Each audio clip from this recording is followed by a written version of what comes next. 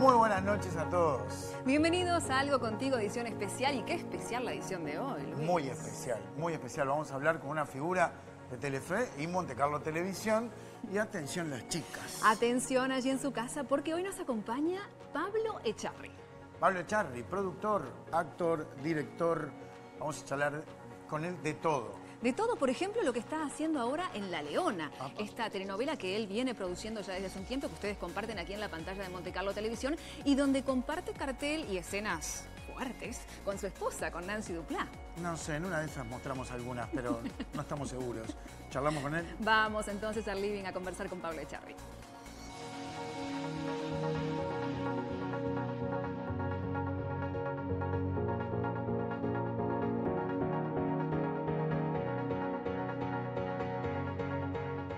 Bueno, Pablo, primero que nada agradecerte por haber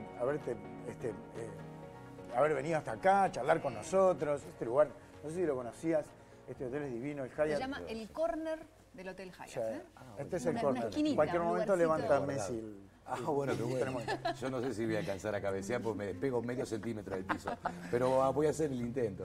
Gracias. Creo que es muy nuevo, ¿no? Que está a días. Unos días tiene, unas horas. Se ha convertido en nuestra casa. Yo llamé, dijo, viene Pablo. Bueno, lo armamos, me dijeron. Claro, lo tenemos listo para cuando Yo no venga. creí que tenía tanta ascendencia, pero bueno, qué bueno que la gente se siga acordando de mí. Pero no, hay una cosa que tenemos que aclarar y está bueno decirlo, que Pablo está realmente con mucho trabajo y se tomó un par de horas para venir a charlar con nosotros. Eso está buenísimo y está bueno que estés con tanta actividad. Siempre. Me parece que la actividad es uno de los puntos más importantes para la persona, para mantener sobre todo oxigenado el cerebro y el espíritu. Tampoco es para tanto, para mí siempre es un placer venir a Uruguay, a Montevideo, siempre he sido recibido como uno más. Hace muchos años que tengo la alegría de poder venir. También vengo aquí de mano de Gustavo Yankelevich, que es un poco el padre. No me paro porque salgo de cuadro, si no, yo sí, me varía. vamos a complicar a los muchachos, Sí. pero verdaderamente un gran amigo, un padre, yo te diría, ¿no? Y Tantos bueno, años. cuando él está detrás de algo, somos muchos los que estamos detrás de él. Bueno, vos te animaste, y ahora que estás hablando de Gustavo, de tantos grandes productores de televisión, a producir también aquellos trabajos en los que vos, en este caso, también trabajás, ¿no? ¿Cómo fue esa transición? Fue paulatina, me parece que fue como consecuencia de un deseo muy profundo, que comenzó en los comienzos de esta actividad. Cuando empecé a actuar tuve un deseo muy profundo, cuando empecé a hacer televisión tuve un deseo muy profundo de hacer cine, por ejemplo. Yo recuerdo este pensamiento y este sentimiento de empezar a hacer los primeros pasos en las novelas y decir, ay, cómo me gustaría filmar, ¿no? Lo pude lograr muy rápidamente. Se ve que ese deseo lo tenía tan vivo y tan presente que apareció inmediatamente la posibilidad de filmar. Cuando empecé a filmar, empecé a sentir, yo he sido siempre un muchacho muy inquieto, nunca me he quedado como el lugar donde estoy, siempre busco un nuevo espacio, ¿no? Un nuevo espacio, que esto no significa romper, pero sino creo que tiene que ver con una cuestión de evolución. Y empecé a soñar específicamente con la posibilidad de producir, ¿no? De producir porque siempre de chico, cuando conocí una actividad y de alguna forma la encontraba como se hacía, siempre tenía esa necesidad de terminar desarrollándola yo, ¿no? Bueno, yo empecé vendiendo ropa, era vendedor, me consideraba bastante bueno, vendía, pero siempre estaba pensando a ver cómo era el entramado para el día de mañana tener mi propio negocio, de qué cuestiones me tenía que ocupar. Y la producción fue un poco eso de poner mi propio negocio. Si bien no es propio, porque siempre acá te tenés en la televisión digamos, una actividad tan compleja y compleja y difícil, siempre dependés de socios, ¿no? De gente que te acompañe. Pero tuve el deseo de ver cómo se realizaba, de estar detrás de la cocina, me empecé a dar cuenta de la importancia de la escritura de los guiones, de cómo lograr ese diferencial para poder lograr un producto de calidad y que la gente se impacte hacia afuera. Entonces, desde muy joven empecé a experimentar ese deseo, pero no lo pude experimentar dentro, internamente, pero lo pude poner en práctica años después, ¿no? En un proyecto que hice en el viejo Canal 9, que era Azul Televisión, allá en Buenos Aires, que se llamó Los Buscas de Siempre, que ahí nos conocimos con Nancy. Ahí empecé como a oficiar un poco de productor. Si bien no tenía la chapa de productor, el título de productor, sí cuando arreglé con Quique Estebanés, que era el productor general, sí le pedí a ver si yo podía colocar el musicalizador, me ocupaba también de tener las reuniones con los autores no para volverlos, bueno, los he vuelto locos. Sí, Sí, eso lo digo yo. Siempre pasa. Habría que preguntarle a ellos, sí. Bueno, es que este es un trabajo que requiere un alto nivel de obsesión para que salga lo más impecablemente posible. Son muchos detalles. La medida de la obsesión, eso Sí. ¿hasta dónde uno puede obsesionarse con esto? Digamos, ¿cuál es el grado de obsesión que uno tiene que tener para no perder objetividad? Digo, porque si uno es muy obsesivo sobre algo, a veces complica un Sin poco duda. el tema. Además, eso mezclado con, digamos, tu vida privada, digo, que Sí. está La obsesión- bastante expuesta. Sí, bueno, uno empieza como a danzar en este baile. Al principio baila un poco fuera de música y después de a poco se va dando cuenta que difiere la música que tocan a los pasos que uno da y se va acomodando a ese baile. La obsesión, para mí la obsesión en esta actividad, como en toda actividad, es un capital, ¿no? Lógicamente, como bien vos decís, debe tener límites. Debe tener límites porque si esa obsesión pasa el límite, se transforma en una enfermedad que lo único que hace es complicar el alrededor. Ya cuando uno se pone demasiado obsesivo y no sabe cuándo debe parar, el que está al lado de uno empieza a enloquecerse también. Entonces, esa energía que debe reinar para que la cuestión sea creativa constantemente y no se agote, empieza a ser contraproducente. Así que creo que los 46 años que tengo los voy capitalizando en cierto equilibrio, en saber medir ese nivel de obsesión, en saber cuándo parar. Por más que algo esté mal, por más que algo no esté como uno deseaba o lo soñaba, pero uno debe aprender a que lo que uno deseaba y soñaba, tiene que haber una unión entre lo que uno deseaba y lo posible. Y eso tiene que salir. Si uno pone en su cabeza cuál es esa imagen obsesiva de la excelencia, es posible que la excelencia no la consiga nunca. Entonces, yo considero la obsesión como un elemento bueno, productivo, con sus límites, para lograr un buen producto, ¿no? En buena calidad. Ya que estamos hablando del tema de la producción y en este caso también, en tu caso, de la actuación, ¿no? Esa doble labor.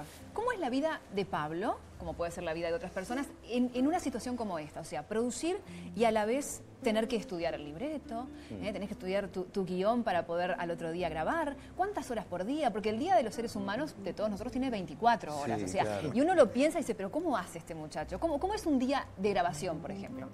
Yo no estudio mucho los libros, pero ese grado de obsesión que tengo. Qué horrible eso, la gente Ahí no es estudia cuando los libros. guionistas los Eso vuelven está locos. muy mal, los chicos no lo hagan en su casa. Hay que estudiarlos los libros. No, el doble rol es complejo y es difícil. A punto tal de que voy sacando cada vez más la conclusión de la necesidad de ocupar un solo rol. Y esto ya se está transformando casi en una realidad de mi vida. Yo cada vez voy viendo más lejano ese espacio que ocupo delante de la pantalla, sobre todo con estos contenidos como los que estamos viendo ahora, ¿no? En La Leona, donde ocupa un lugar determinado, el del héroe, el galán, más allá de que tenga ciertas particularidades ese galán y todas estas canas, de alguna forma lo sigue siendo. Me voy viendo como un poco desfasado de esa cuestión, ¿no?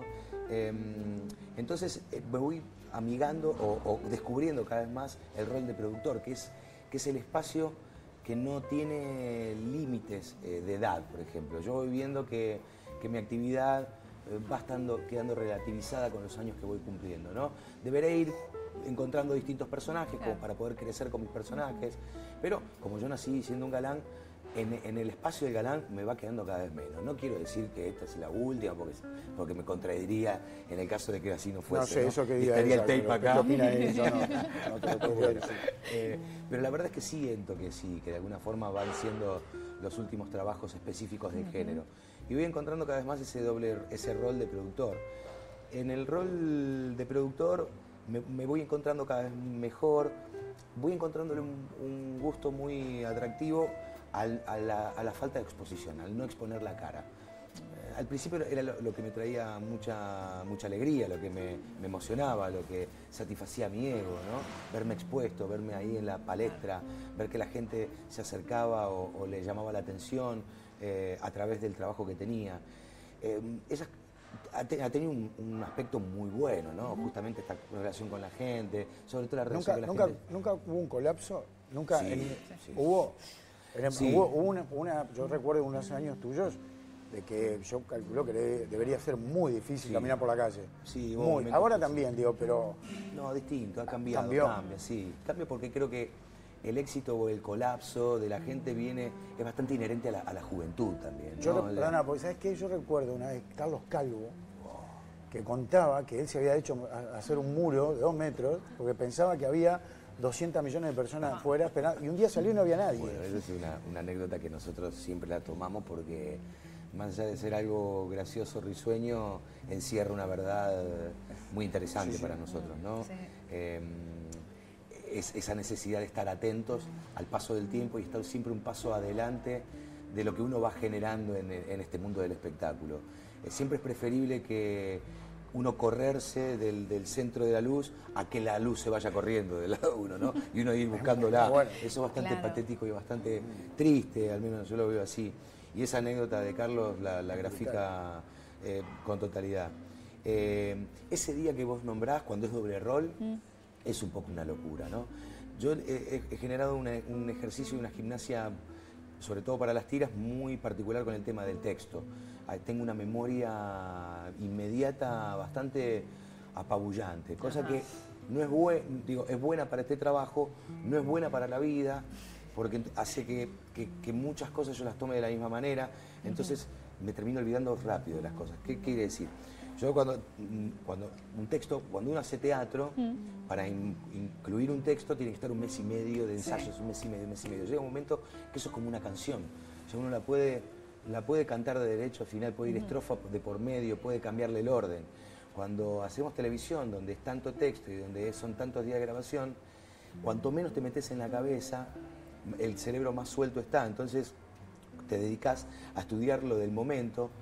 Y que a mí me queda muy fácil. Ahora termino de grabarlo Chau. y es como si nunca lo hubiese sabido. Donde te llega a decir el director, vamos a repetirlo. ¿Perdón? No hay chance. No hay chance. Dame media horita. Salí ya. Y bueno, por eso digo, para el oficio está muy bueno, para la vida uno va tomando las cosas, cada vez van pasando más rápido por la cabeza.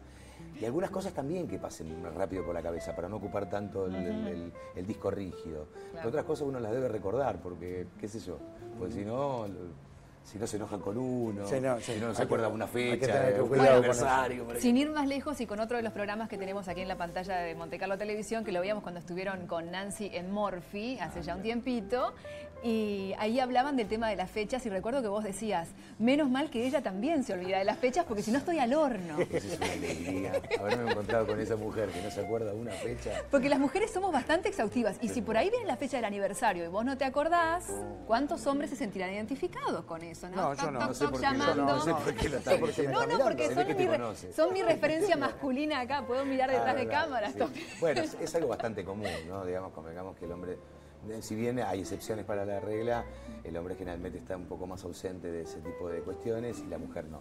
En este caso creo que también me casé con Nancy por otra cosa, porque hay cierta cercanía, cosas que compartimos y que somos bastante parecidos. Y en este caso podemos prescindir de recordar alguna fecha. Y ahí nosotros le damos gracias al inventor de la agenda. Sí. Claro, Porque que eso cada vez son es cada vez más maravilloso. sofisticados, Sí, ahora te sí. avisan. Recordatorio. Ahora tenés esa gente que te tocan, ¿no? Saluda a Nancy, que hoy es fecha. Y eso, bueno, el día que aparezca un señor y te de al lado, Ya está. eso ya está, que ya digo que Pablo, nos vamos a ir a una pausa, que es chiquita. Vamos a seguir charlando, vamos a hablar de muchas cosas. Entre otras, obviamente, de Nancy. No sé cómo estás hoy por hoy con el tema de la política, el tema de las redes sociales está complicado y a veces apabulla un poco. está bueno, yo digo que está bueno. Pero es complejo, es difícil. Es complejo, ¿no? Complicado. Sí, Es complicado, yo no la- es complicado en este mundo, creo que más en el Río de la Plata. En una de esas lo podemos desarrollar más en el próximo bloque, pero es como en este mundo donde las redes están muy involucradas, donde la gente está muy susceptible, para una figura está cada vez más complicado, por ejemplo, simplemente decir a quién apoya o Sí. qué sistema le parece mejor. Sí, o cualquier otra cosa más simple. O sea, uno al ¿Hincha expresar de qué cuadro? su Bueno. idea genera una contradicción con quien piensa diferente. Pero lo seguimos cuando quiera. Sí. Perfecto. No se vayan, vos te quedás, ¿no? No sabe nada de tiempo Yo un televisivo. ratito más me quedo. Me sorprendió, Nos quedamos. no sabe. Tiene experiencia. Ya venimos.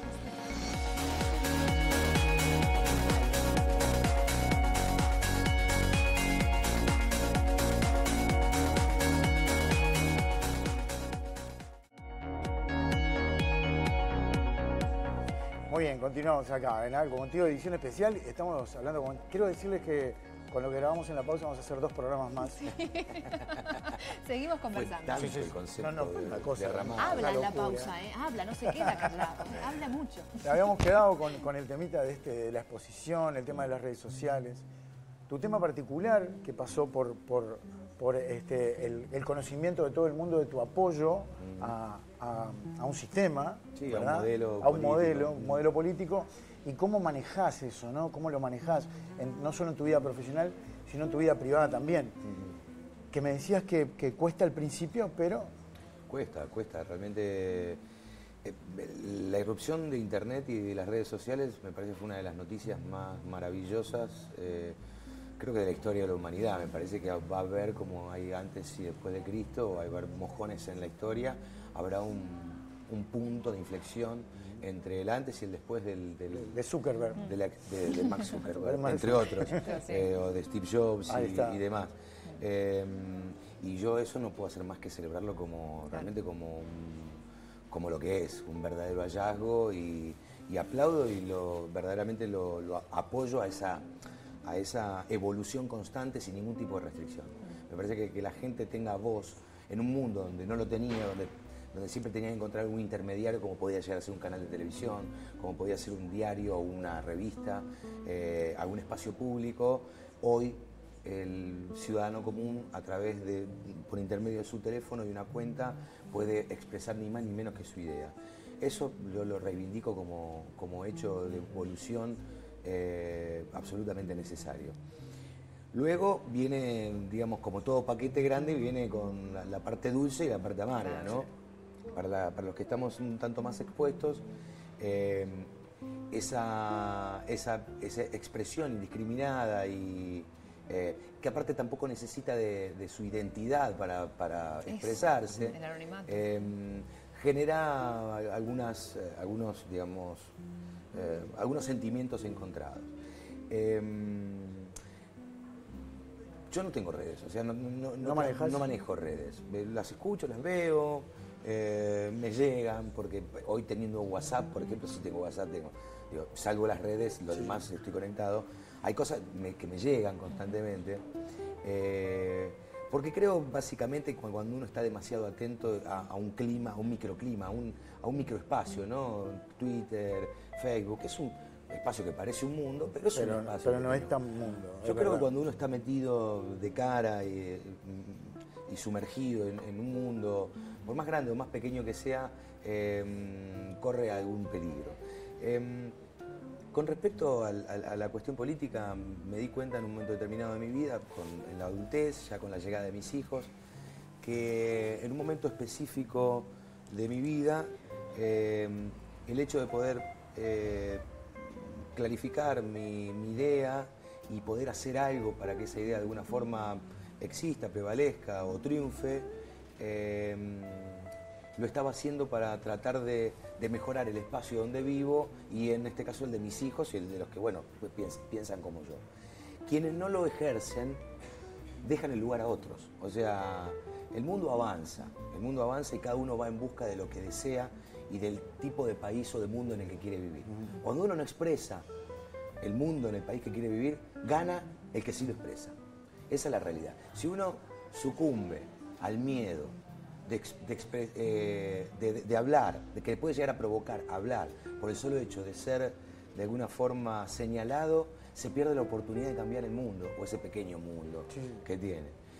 Yo hice esa cuenta y la balanza hizo así, digo, teniendo en cuenta las consecuencias y proyectando, inclusive con los momentos más negativos que pudieron haberme traído ese hecho específico, siempre prevaleció el valor de poder decir la idea. Los países más desarrollados del mundo expresan su idea, los artistas, el ciudadano común, expresa su idea, el vecino conoce, sabe que su vecino de al lado qué es lo que piensa, comparte, le puede gustar más, le puede gustar menos, le puede tener más atragantado o no, pero lo comparte, lo acepta. Si yo sucumbiera al miedo que me causa expresar mi idea, estaría retrasando o no ayudando, no aportando para que mi país o para que mi región llegase a ese espacio de mayor desarrollo donde cualquier hijo de vecino puede expresar su idea, pelear por ella en el buen sentido y en el sentido de no ganar, aceptar la derrota, digo, ¿no? Entonces, la verdad, realmente creo que la expresión política yo la recomiendo como un hecho revolucionario. La política no es ni por más sucia que sea, o que se la quiera hacer ver más, ¿no? Porque es que por ahí no es la política, sino los actores políticos del momento, los que en realidad la política en sí no tiene por qué ser sucia, ¿no? Yo creo que sí, los actores y creo que las herramientas, ciertas herramientas de la política lo son. Ahora es la herramienta, definitivamente la herramienta para cambiar la realidad de la gente. Y en estas regiones donde existe tanta desigualdad hoy en día, la política es lo único que lo cambia. Encadenarse en ningún lado tiene mucho efecto si uno no puede llegar a hablar con un legislador y ese legislador mandar un proyecto al Congreso y o poder hablar con el Poder Ejecutivo que a través de su poder de firma o de gestión puede llegar a lograr mejorar tal o cual cosa para algún espacio. Yo me di cuenta, yo hace 10 años también que soy protesorero de la Sociedad Argentina de Gestión de Actores Intérpretes, que es una sociedad que recauda derecho de intérprete y aquí en Uruguay también está incipiente, está creciendo mucho y se desarrollará seguramente en los próximos años. Recauda y reparte derecho de propiedad intelectual.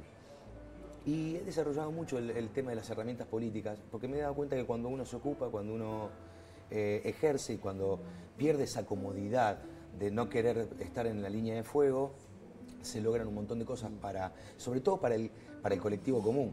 El colectivo de los actores es un colectivo de 85% desocupados. O sea, ese es todo un tema que ya que tocaste y nos contaste qué estás haciendo también con los actores e intérpretes, es un tema jodido. ¿Lo pensaste eso alguna vez?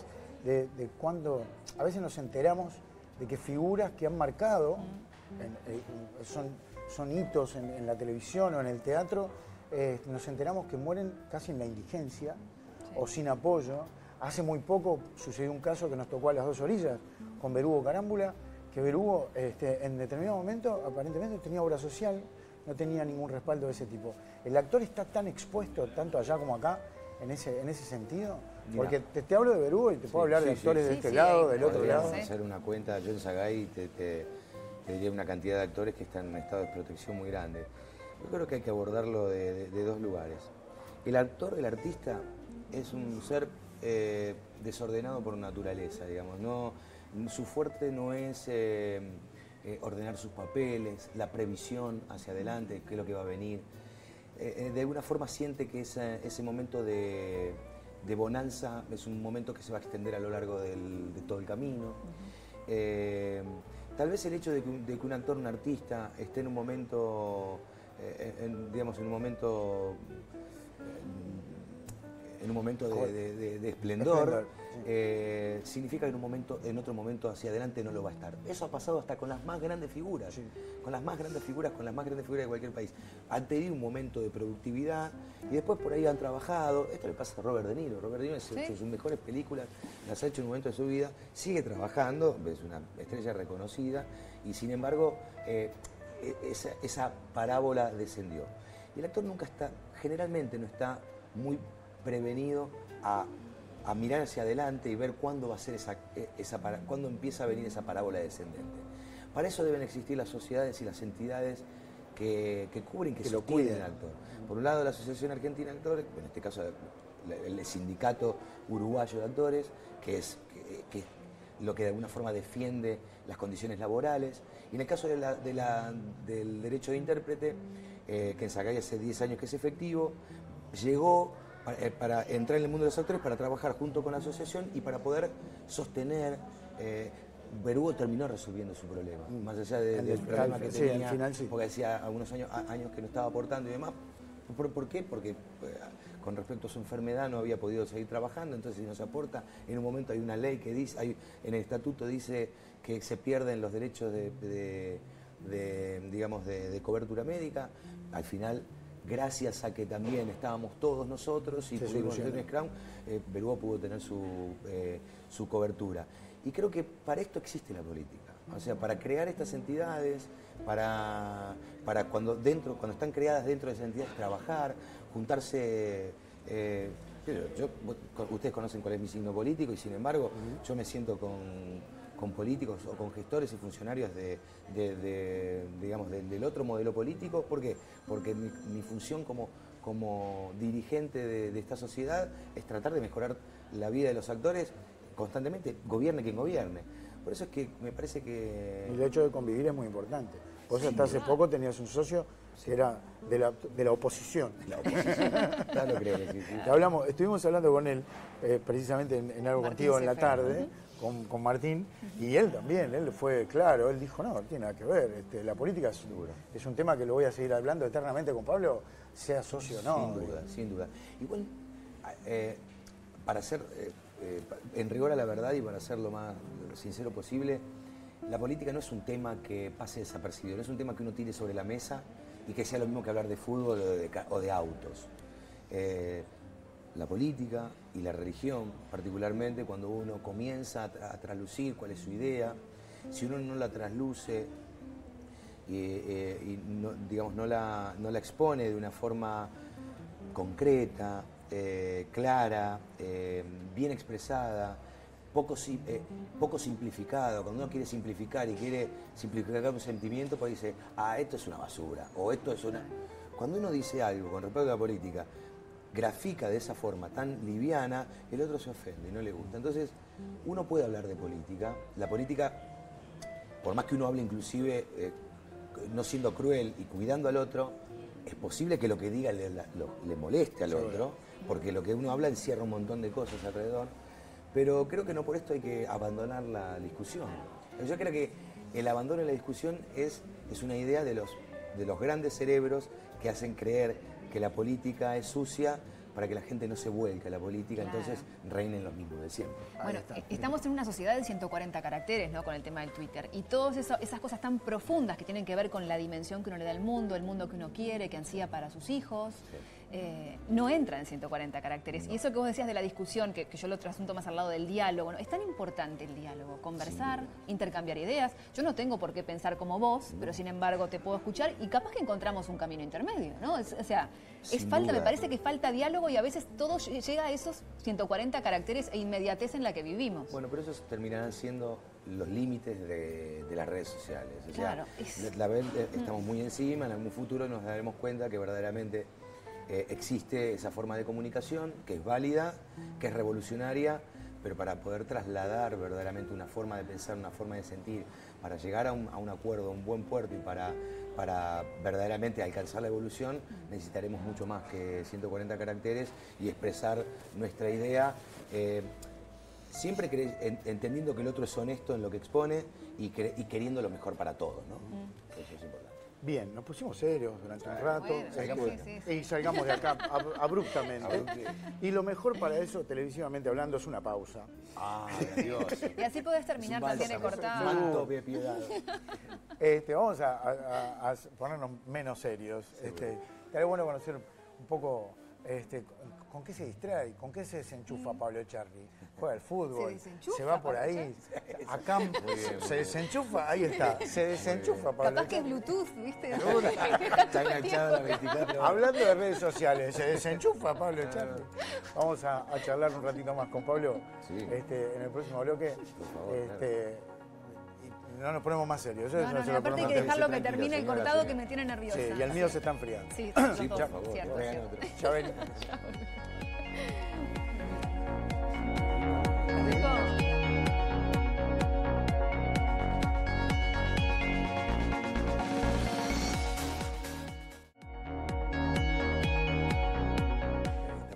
Sí, señora, sí, señor, estamos charlando, seguimos charlando, nosotros seguimos charlando. No paramos de hablar. Y hablamos de todo, y de todo y de todos. ¿Qué problema hay? Ya le vamos a decir de quién estamos hablando mal y todo. No. Eso queda entre nosotros.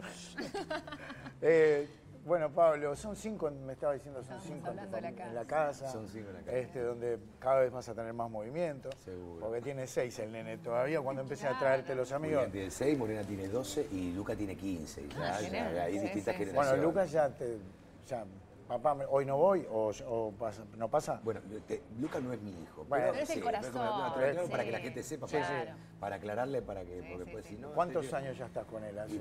Desde que tenía muy chiquitito. Muy chiquitito era muy Luca. chiquitito. Me imagino que la relación que tenés con Luca es maravillosa. Enorme, cada vez mejor. Pero aparte porque somos amigos, ¿no? Ahí ya no pesa la cuestión del padre, ¿no? Donde uno... Es más, cuando me doy cuenta de por ahí soy un poco estricto con mis hijos, trato de emular más la relación que tengo con Luca, con mis hijos, que la que tengo específicamente con ellos, ¿no? Y la verdad que cuando voy por ese lado todo mejora sensiblemente. A ver, mírame a los ojos y decime. Con Luca, no. Con Luca ya está crecido, todo bien. ¿Qué pasa con Morena? Que ya ¿Vos está soy en guardabosque? Sí, Está bien obviamente. lo que te preguntas, porque tenés pinta de padre medio botoncito. Confesando. Las apariencias se engañan, uno no puede estar entregado a su apariencia.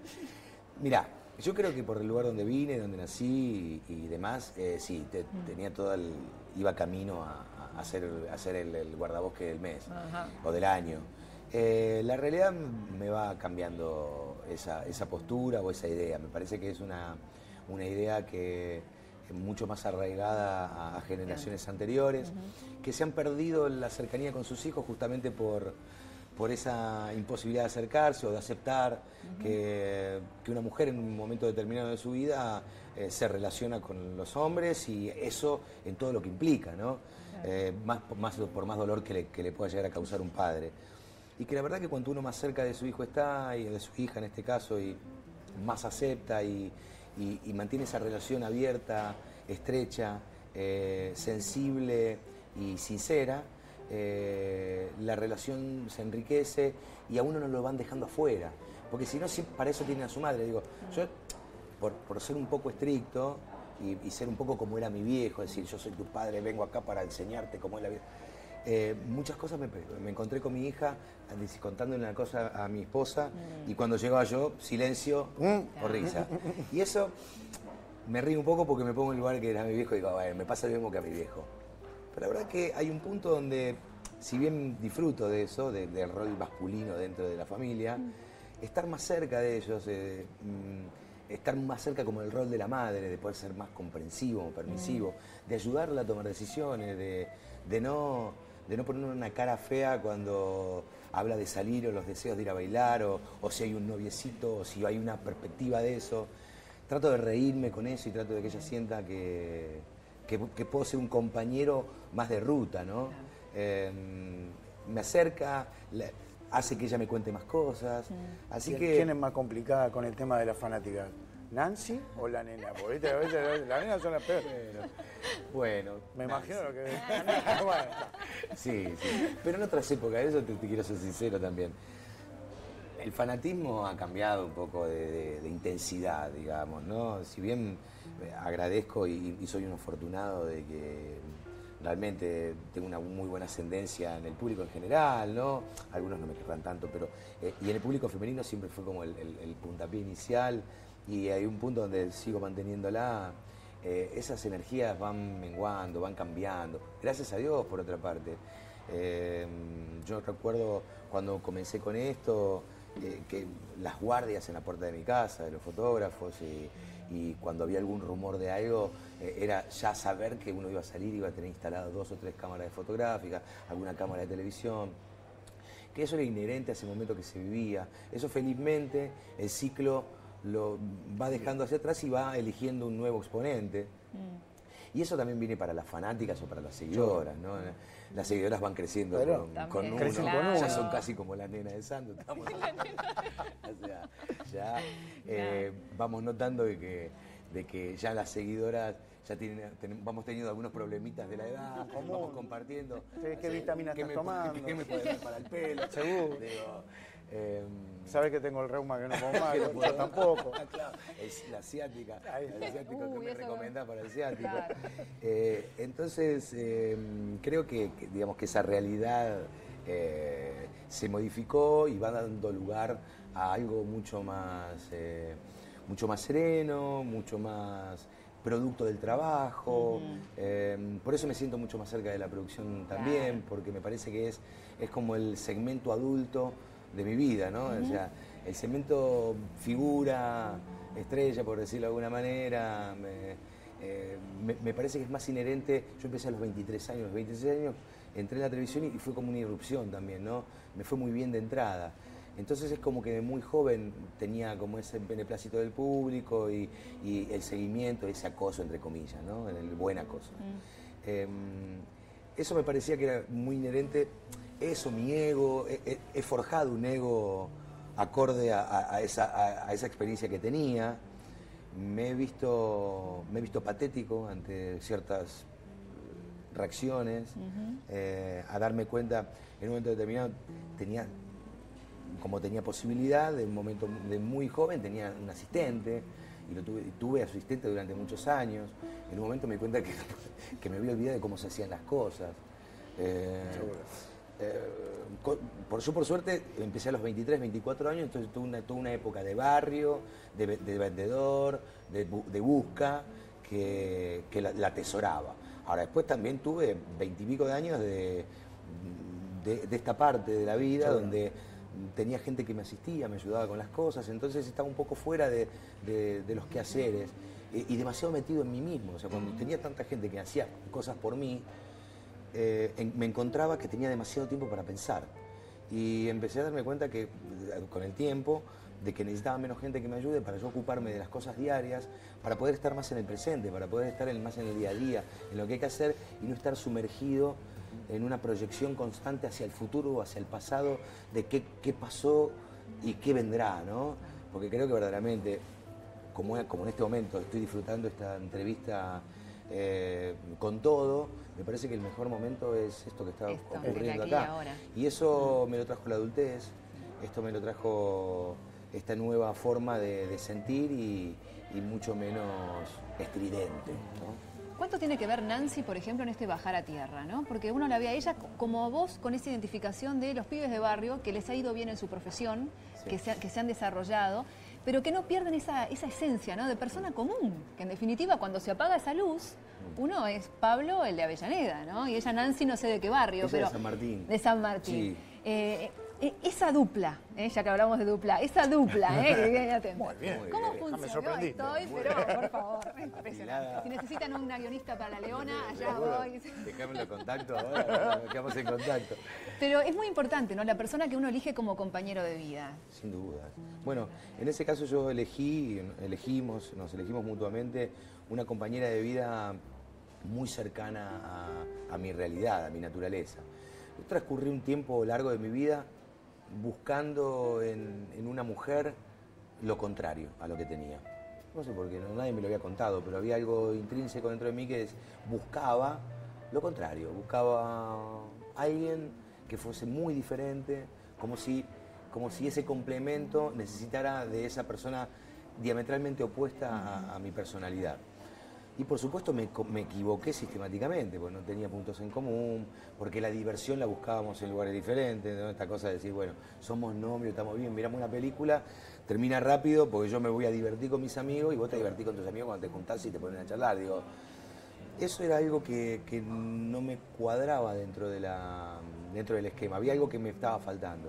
Cuando la conozco a Nancy, conozco a alguien muy cercano a mí, conozco una realidad muy, muy similar, con gustos muy parecidos, que venimos de un mundo similar y por ende compartimos enorme cantidad de cosas. Y hay algo que, por venir del lugar donde venimos, de un extracto social medio bajo, hay algo que hacemos, que nos sostenemos mutuamente. Si bien fuimos como todo ser humano detrás del ascenso social, detrás de la búsqueda del crecimiento, de estar mejor, de evolucionar y poder estar un poco mejor, hubo algo que tanto ella hacia mí y yo hacia ella nos vamos sosteniendo para que no perdamos esa esencia como si la parte más linda de nosotros como seres humanos fuese lo que más nos acercaba a la infancia, ¿no? Porque yo creo que cuando somos niños somos verdaderamente felices, ¿no?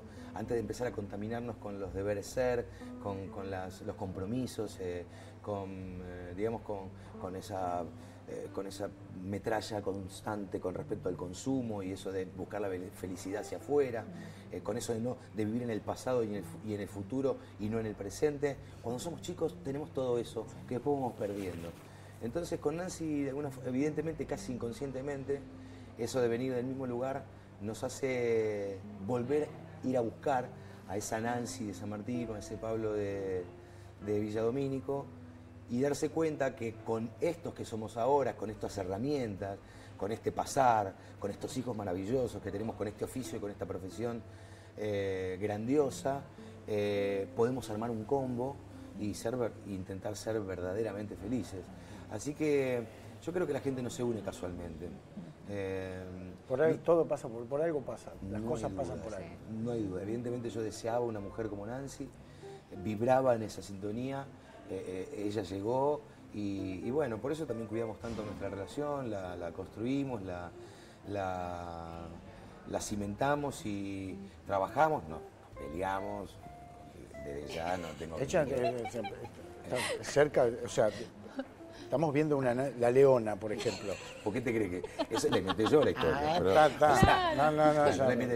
Junto con Gustavo Marra, en un momento era destacar la esencia más intrínseca de Nancy, si bien Nancy no es así, tiene aspectos muy cercanos a la Leona y sí, básicamente es una Leona. ¿Y Pablo tiene aspectos cercanos ¿A Uribe? ¿A Uribe? O... En algún lado sí, pero menos de la cuenta. No, porque ahora la señora se está imaginando, ¿viste? En tu casa. Hay que desilusión. Si vení, la culpa no fue mía. Yo no cerré la fábrica. ¿No? Bueno, yo creo que el Uribe que está cerca de mí, de Pablo, digamos, es ese ser que quiere romper con todo lo establecido. O sea, hay algo en mí que, con lo logrado, que siempre intenta dinamitarlo. O sea, como... esto también entra en lo que me habías preguntado antes. Hubo momentos de locura cuando empecé con esto. Es decir, cuando empecé con esto, uno busca la trascendencia, pero después no se da cuenta, hasta lograr esa trascendencia, qué significa perder el anonimato. Y cuando uno entiende verdaderamente qué es perder el anonimato, empieza en contradicción. Entonces ese Uribe es lo que está cerca mío, es en ese tipo que intenta no gustarle a la gente. O sea, porque el que le gustó a la gente o el que les fue condescendiente fue desde que nací hasta hace muy poco. Digo, en un momento está esto que hablábamos de la política, de decir, está bien, pero yo estoy pensando cierta cosa. Yo me la guardo para que doña Juana o don José no se enoje conmigo. Pero, ¿me hace bien eso? O yo necesito también expresar y romper un poquitito eso que creo que ellos creen que yo soy. Tal vez me traiga un disgusto de doña Juana o don José, pero me libera un poco más de mí. Entonces, Uribe es un poco ese alter ego. El alter ego. Que no es eso, un alter ego es alguien que en definitiva comienza en un espacio de oscuridad, pero siempre va a buscar la luz, o sea, siempre ese tránsito y a través del amor, ¿no? O sea, no me parece menor ese dato. Alguien que no conoce el amor puede estar verdaderamente ausente o de espaldas a la felicidad. Cuando aparece el amor, todo eso se ilumina. Qué lindo para terminar esa frase. ¿Cómo? Me encantó. Mercedes no sabe qué hacer ya me está apuntando con una bazuca. Señas. Y ya que Amordáselo. En ya realidad no. tendría que haber, en vez de haber hecho así, tendría que haber hecho así. Pero además no, ya que estuvimos hablando de Gustavo, capaz que podés hablar, llamarlo cuando llegue, decirle una media horita más. Y va a estar contento Gustavo, va a decir qué buena productora que tengo. A mí se me pasó volando y eso dicen que quiere decir que estuvo muy bueno. Espero que a ustedes les haya gustado. Hablamos de todo. Con Pablo conocimos, yo personalmente conocí a otro tipo, que te diría, no sos predecible, pero me lo imaginaba así. Bueno. No sé por qué, no sé por qué. Yo creo que soy bastante más transparente de lo que a veces quiero ser. A veces me gustaría ser un poco menos transparente para que la gente no me leyera Tanto, a una milla, ¿viste? Pero bueno, evidentemente... Generar cercanía, está bueno eso. Bueno, Gracias. Eso es bueno, me alegra. Gracias, Pablo. Gracias a ustedes. Mandale un beso grande a Nancy, que creo que vamos a tenerla Tiene que venir. por acá. Pronto la tendremos. Te tenés que quedar cuidando a los chicos vos y Seguro. la mandás. Bueno, tenemos que hacer ese trueque, Claro. ese roque, pero pronto lo haremos. Ella no pudo estar porque había una dificultad con quien se que tenía que cuidar a los chicos. Obviamente. Pero estaba encantada y seguramente lo van a poder concretar en un futuro. Gracias, Pablo. Muchísimas Gracias a gracias. ustedes, un placer enorme.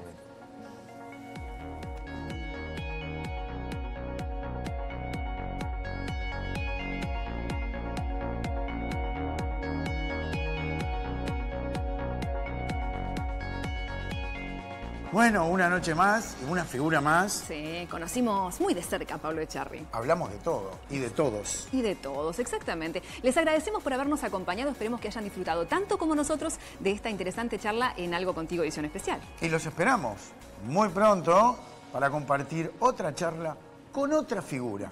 Acá, Algo Contigo edición especial. Será hasta la próxima.